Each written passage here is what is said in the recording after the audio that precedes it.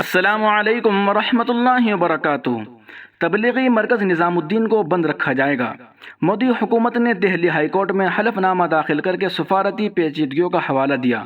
بنیادی مذہبی حقوق کی خلاف ورزی کی تردید۔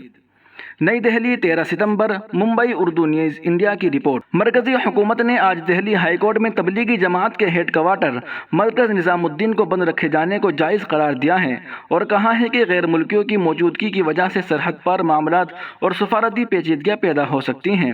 واضح رہے کہ کورونا وبا پھیلنے اور مرکز کے تعلق سے تنازع پیدا ہونے کی وجہ سے 31 مارچ 2020 سے مرکز بند ہے اور یہاں لوگوں کا داخلہ ممنوع ہے۔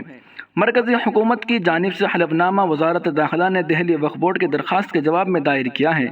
مرکزی حکومت کے حلف نامے میں کہا گیا ہے کہ جس وقت کووڈ-19 کا معاملہ اٹھا تھا اس وقت مرکز حضرت نظام الدین میں 1300 غیر ملکی مقیم تھے۔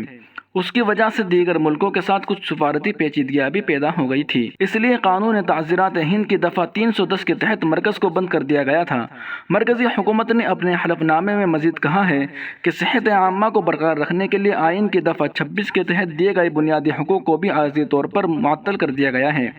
مذہب پر عمل کرنے کی آزادی سے متعلق سوال اٹھائے جانے پر حلف نامے میں کہا گیا ہے کہ محمود پیمانے پر لوگوں کو مسجد کے اندر نماز پڑھنے کی اجازت دی گئی ہے اور تہوار وغیرہ کے موقع پر گنجائش بڑھا دی جاتی ہے۔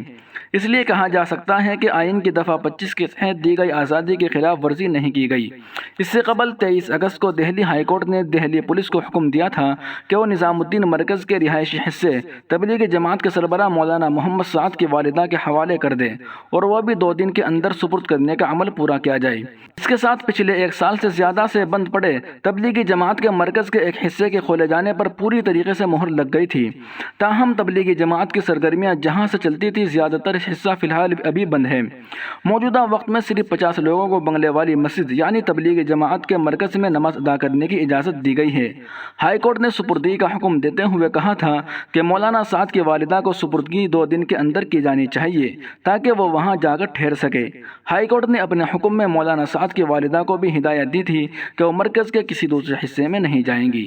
سبسکرائب کیجئے محاسن اسلام یوٹیوب چینل کو اور بیل آئیکن پر ضرور کلک کیجئے تاکہ ہر طرح کی اسلامک نئی ویڈیو فوراً آپ تک پہنچے۔ شکریہ، جزاک اللہ۔